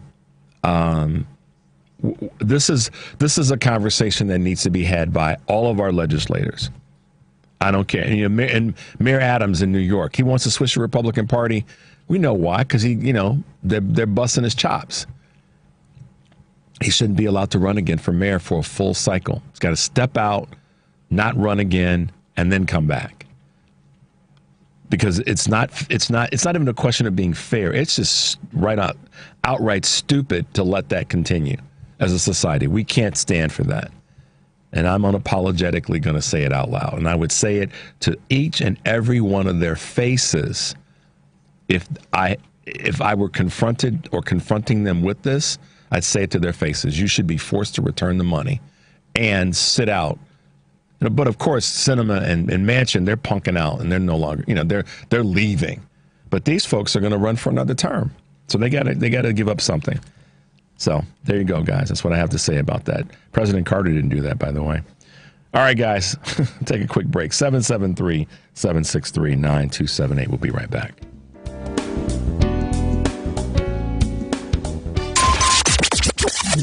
WCPT replay. You recall the IPCC, the Intergovernmental Panel on Climate Change, warned repeatedly over the last 3 decades that if we hit 1.5 degrees Celsius, the weather's going to go nuts and it's going to start killing people.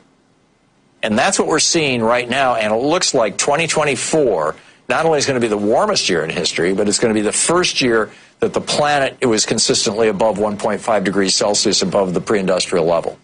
And Trump's response to that is he continues to argue and continues to put people in his administration who say that climate change is a hoax.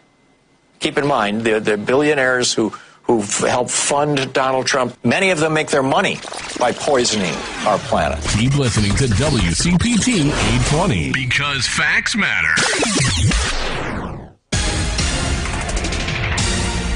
You're listening to WCPT 820. Here's the latest Chicago weather update. From the Weatherology Weather Center, I'm meteorologist Jennifer Wojcicki. We'll see mostly cloudy skies here for today with a high in the low 40s.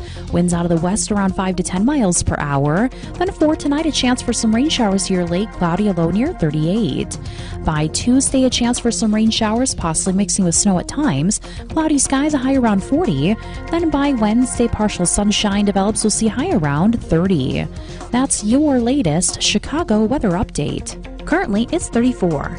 I'm Smokey Bear, and I made an assistant to help you out, because only you can prevent wildfires. Hey, Assistant Smokey Bear, call me Papa Bear, because I'm grilling up dinner. Did you get it? Yes, good job. So, what should I do with all these coals? Don't just toss them out. Put them in a metal container because those embers can start a wildfire. I understand.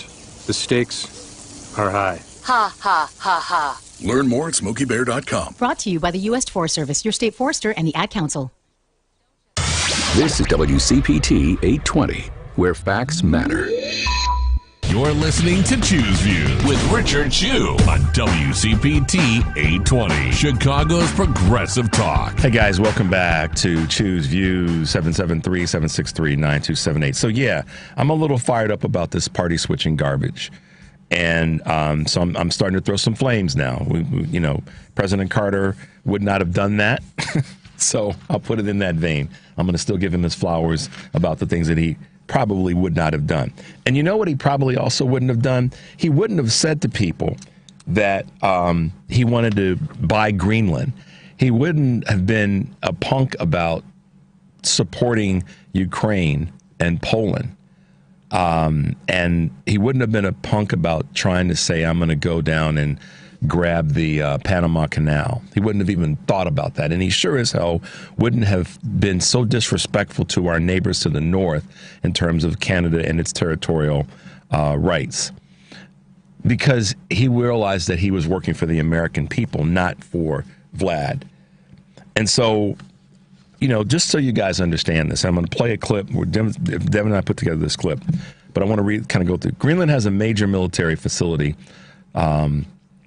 and it's designed to assist NATO in protecting Europe from foreign aggression, like Ukraine, like the Putin invasion of Ukraine. Because y'all know, if you're either stupid, and I know there's some people who listen to the show that profess that call themselves experts in terms of NATO, and you may be, and are against what's happening in Ukraine. Well, Joe Biden didn't invade Ukraine. Vladimir Putin did. And you can try to rationalize all day long as to the reason why. But the point still remains that President Carter probably would be supporting the work that we're doing to support a nation that was invaded, a sovereign nation. And Panama has sanctions against Russian vessels traveling through the canal. Putin wants those sanctions lifted.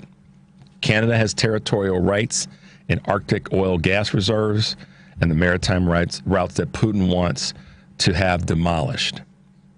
So MAGA, y'all need to check yourselves when it comes to what you voted for. Y'all got duped. We tried to tell you, and those three things are all directly, just like the Secretary Clinton said about it all works its way back to Russia. And how can you be so doggone stupid, selfish, arrogant, willfully ignorant to not have seen that this is what this was all about? We tried to tell you.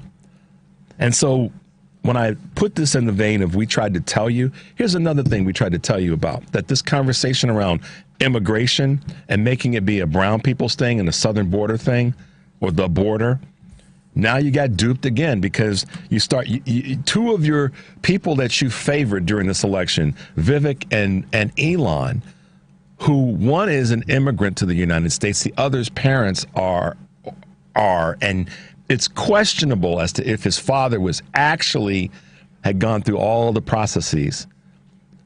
And when we talk about birthright citizenship. So what am I saying here? Y'all got duped when it comes to this H-1B visas. Because now two of your favorites are saying that Americans, white Americans particularly, are too damn stupid and not as smart as folks from the Indian-esque nations.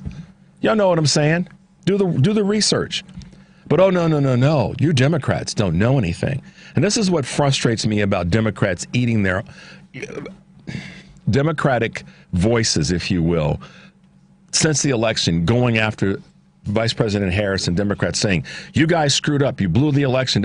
No, the people on the right were duped. They were duped because they wanted it to be about race, and we got to keep the others out. That's what you really wanted. You just don't have the guts to admit it. And those who say I'm not political, BS. Stop sitting on the sidelines and saying, oh, it does affect you. And if you don't see that it affects you, then this is what you end up getting. Because now, this is what's hilarious about it. And I'm going to say this for a moment. Black folks have been trying to say for the longest time that there's monsters in the closet, there's monsters under the bed. Now they're in the sheets. They're stripping the bed. They are. And those monsters are the voices like Vivek Ramaswamy and Elon Musk and Peter Thiel, and the list goes on and on, of people who are now that happen to have immigrant, one generation, if that, not even a generation, a short lifetime here, that are telling white Americans that y'all are too damn stupid to compete and y'all are lazy. Sound familiar? MAGA, you know what do you hear me? And if you are a progressive liberal Democrat and you have folks that are MAGA that you kind of, you try to keep the peace with them, no, stick it in their face. Stick it in their face. Don't keep the peace with them, because when you keep the peace with them with this kind of garbage, they win. Because they don't want to talk about the fact that they got insulted by the people that they said were going to be their saviors. So stick it right back in their face and tell them, no, I'm not going to accept that. And like I said, Devin and I put together this clip that we'd like to hear of you guys hear, the one on Panama. Go for it. So Greenland has a major military facility that's there to help protect NATO and Europe in case of a foreign attack from, Russia, basically. And Canada, Canada has the rights to this bunch of oil and natural gas reserves, as well as the maritime routes for them. And Putin wants those demolished. Now, Panama currently has sanctions against Russian vessels traveling through the Panama Canal.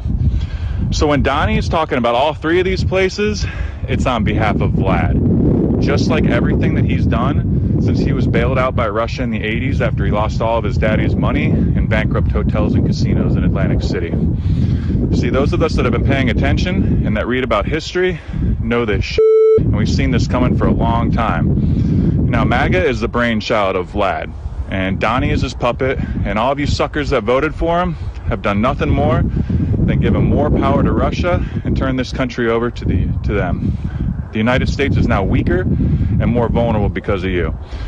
Sometimes I wish I was as stupid as all you MAGAs so I could live my life in total ignorant bliss thinking that Daddy Donnie is just going to make everything better for me. Y'all are a bunch of soft, whiny little the fascists. Do not comply. Do not comply. Don't go to Mar-a-Lago. But see, some of y'all are camped out. Some of the MAGA folks are camped out at Mar-a-Lago. Because like this gentleman in the clip said, and I thought this was spot on. This is why I wanted to go here.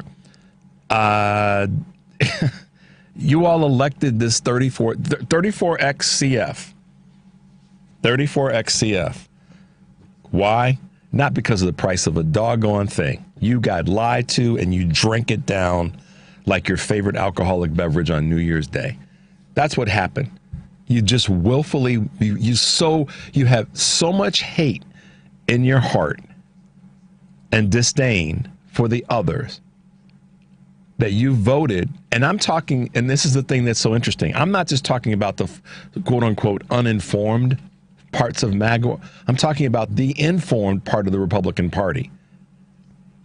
That's who I'm also talking about. And those who sit on the sidelines, or those who say that I don't do politics, and those who say that politicians are all the same, I'm talking to you all too. Or those of you who are followers of our effort that have people in your life that fit that description. We're talking to those people because they said, we know more. We're going to stand aside. We don't need to participate. I'm too good for politics. I don't do politics and all this other garbage. And now the real truth. And see, this is what's going to keep happening. This is why I want Democrats to be stout and to put up your dukes, not necessarily literally, to bring your sledgehammer, not necessarily literally, but with our ideas and our thoughts and our energy. It's going to take that.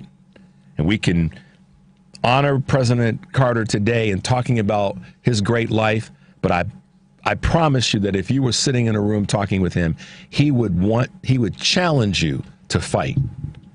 And I never met him, but I just look at his body of work, and that was fighting. He fought harder after leaving the White House than he did while he was in the White House, one could say.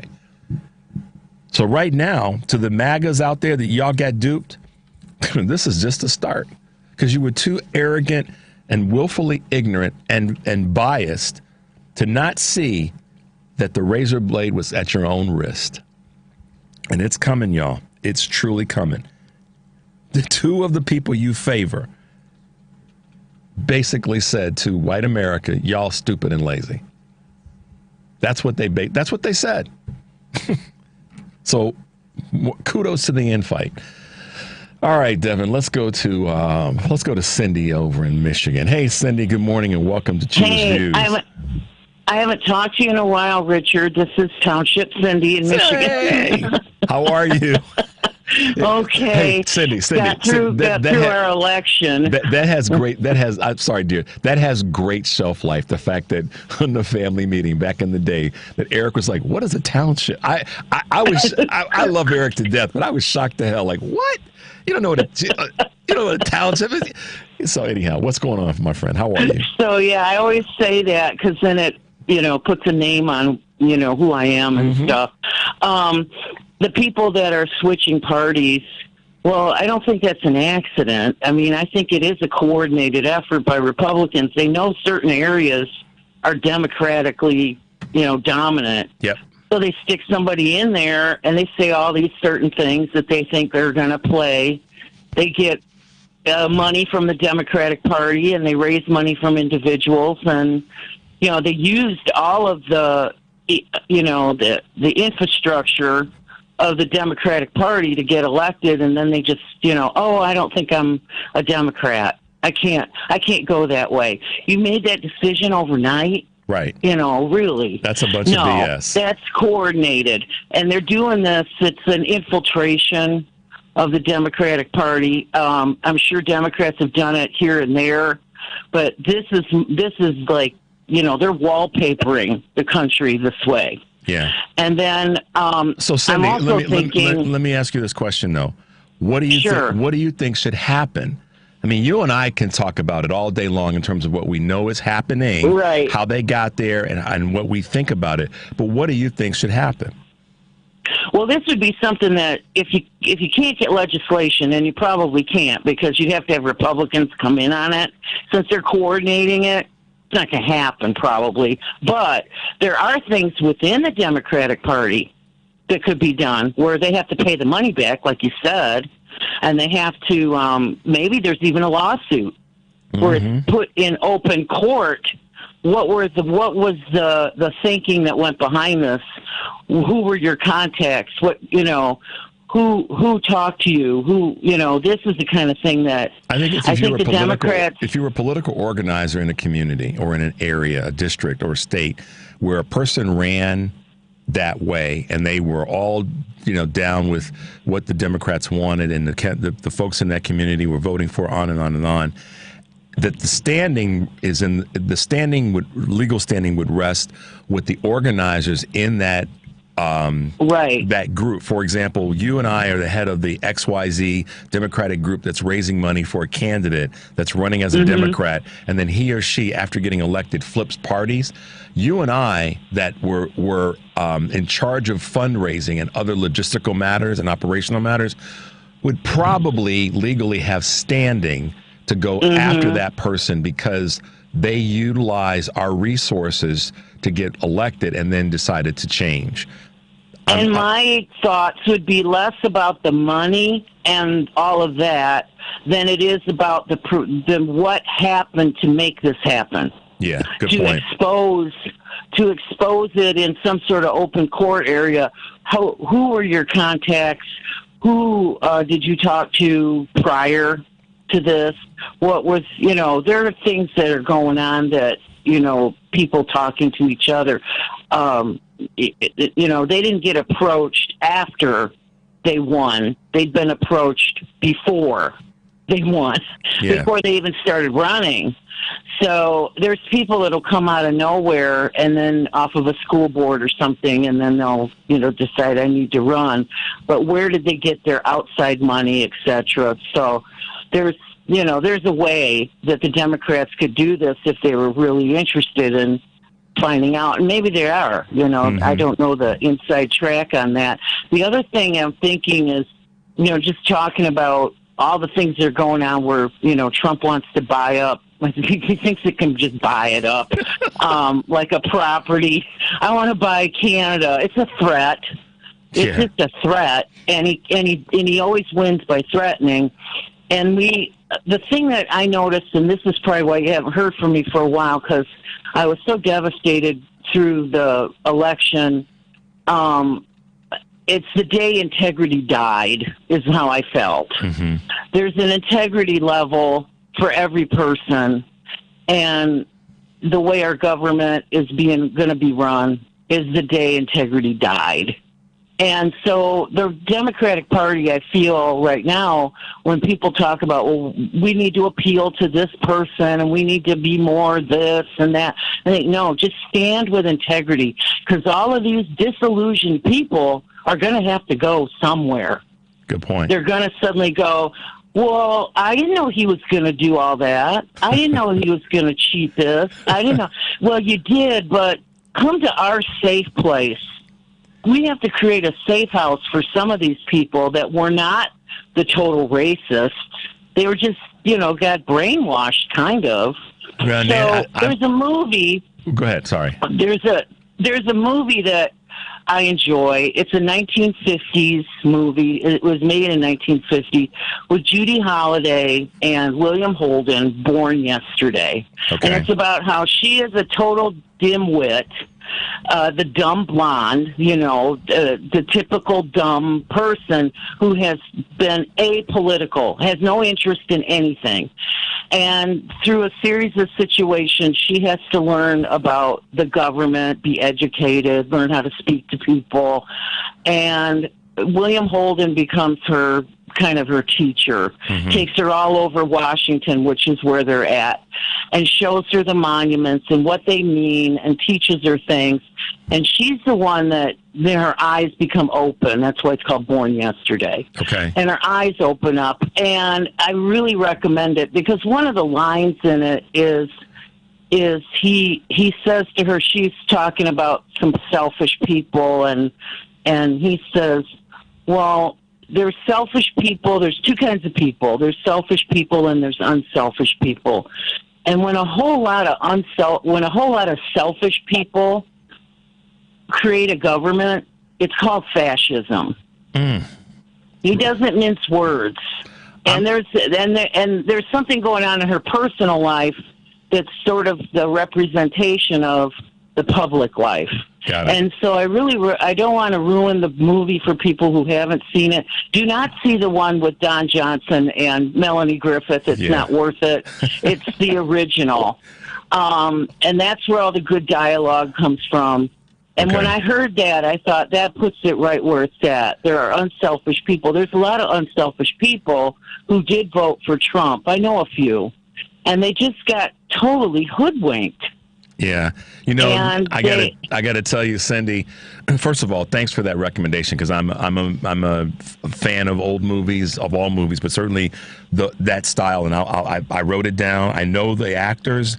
I know the name of the movie. I just haven't watched it, but that might be on my New Year's Day list of movies to watch. So thank you for that. Listen, I know that you and I both know this, and millions of people know this across the country, then folks that listen to us, that there are people who got hoodwinked. And we know that there are folks who were susceptible to being hoodwinked. The challenge is going to be if we, quote, say, all right, we're going to welcome you. Now that you've written, it's kind of the litmus test thing. Walk with me on this for a minute, Cindy. If we're going to let them back into the sandbox, they're going to have to sit down and listen this time. Because we told them when they got on the bus, put your seatbelt on, don't be walking around, because if we hit a bump, you might get your head bumped. Remember that? Remember? Because I know you took a bus to school, because I know where you went to school. You know what I'm talking about. Come on now. We don't have a seatbelt in our. I know we didn't. But we were told to sit our behinds down, right? Come on, Cindy. Don't play with me. Yes. You were told to sit down, and if you got up and walked around when the school bus hit the bump, you got thrown into one of those hard seats with the metal, frame. So this time, Cindy, if we're going to let those people who decided to get up and walk around on the bus when the bus driver said, go sit down, and your mother and father told you to sit down, we have to take them through a different funnel, through a different, strainer if this time, because we told them to listen the last 2 or 3 times. They didn't want to listen, Cindy. So if we're going to let them, I would just walk with me again. I would almost rather work on getting the people who sat on the sidelines to get in the game than trying to change the people who, even though they may have gotten hoodwinked, they got hoodwinked because they didn't listen. Well, some of those people that sat on the sidelines are also hoodwinked because they have this thing where they say to themselves, well, they're all the same, right? No, I got a few folks. They're all the same. And I always have to kind of, not really. And I got to get real picky about, this one does this, but this one thinks like this. It's real, just, ugh. Either way. No, Cindy, I've got both in my world, just like you. So I don't want to sound like I don't have. No, I have the same personality of non-voters because they don't think that they think everybody's the same and blah, blah, blah. And then they've got people who say, I'm not interested in, but I got that, as well as the people like, no, Richard, listen, they're going to do so we have both. But the point is, and then I'm going to let you go. Sorry. We just have to be a little bit more stringent in terms of letting them back into the conversation. They got to sit their behinds down and listen and not get bumped on the head because they stood up on the bus. Yeah. I'm so glad I made you laugh about that memory from growing up in a township school where the bus had to pick you up. Yep. All right, Cindy. Happy New Year, Richard. Dear. I'm so glad you're well. New Year. And we got you, so we're going to get through this together, okay? Well, I'll try to shoot an email once in a while just to let you know, hey, I'm out here. Gotcha. Cool. All right, Cindy. Have a great day. Bye-bye. There you go, guys. Cindy from a township in Michigan. I'm not going to tell y'all where because I don't want you bothering my buddy over there. But she's good people, and she is a strong progressive that's in a red area. So she brings it to the party every time. So let's go to Victor real quickly. The northwest side of the United States of America. Good morning, friend. How are you? Good morning, Mr. Richard Chew. I just want to say real quickly that a Democrat that runs as a Democrat and then switches party as soon as he is elected is committed a crime. This is illegal. It's a bait and switch operation, and it's prosecutable under the law. And it's a state, and the state, when a person does it, the state actually has the initial standing and purview to go after them, or the state officials, I should say, because they use state, they have to, God, I don't want to go nerdy again. I'll just keep it there. Sorry, Victor, go ahead. No, well, you're exactly right. And you can bring up, the DNC can bring up actions and against these people that try to do this bait and switch. But I believe that the reason why this is happening at such a high incident is that the Republicans know that in this next election cycle, no one is going to vote Republican, period. So they need to get their people in there one way or another. That's part of the problem. And President Jimmy Carter was the only president that brokered a deal in the Middle East with Egypt and Israel that still stands today. That was in 1979. Yep. Well, we need to see if Donald Trump wants to match that. He should go to Gaza and broker a deal with Hamas and Benjamin Netanyahu. But, you know, he's too much of a chicken to do anything anyway. That's right. You know, he said he was going to end the wars over there. Let's see how far that goes anyway. In Ukraine and Russia and the Middle East, I'm really anticipating nothing is going to happen. I agree. Okay, well, that's about all I got to give today. All right, Victor. So, Richard, you keep up the good work, and we're going to make you president one day. Not if my wife has anything to say about it. That ain't going to happen. All right, man. Be well, Victor, and thanks for the call and your contribution to the show today. Thank you. Take care. Take care. Bye now. Oh, man. You know, that is probably not going to happen if I plan on staying married, and I plan on staying married not as long as President Carter, but certainly I'm going to push the envelope to get out there in those big numbers. So, and listen, guys, let me just say this about what Victor said, and in all due respect. And Eric Grant and I have talked about this on a number of occasions, on air and off the air. If that were to ever be a course that one would go down, meaning me, the one thing you could count on is I would speak my truth about the things that need to get done. I would not be, and that's not to say that other presidents, Democratic presidents, haven't done that or don't do that. So let me be careful there. But I think that if there's anything that Donald Trump has appealed to, is that he says the stuff that people are thinking but don't have the courage to say themselves. I think that's a fair statement to make. Not that it's always on point, but it's what people are thinking.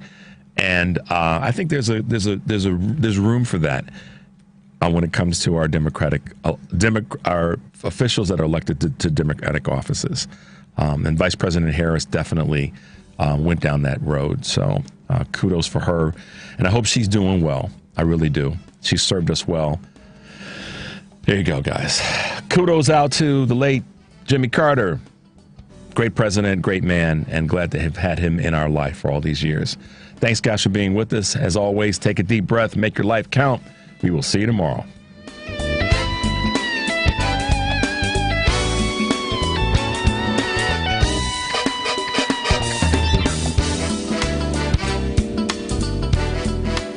Clean up the new year with help from Menards.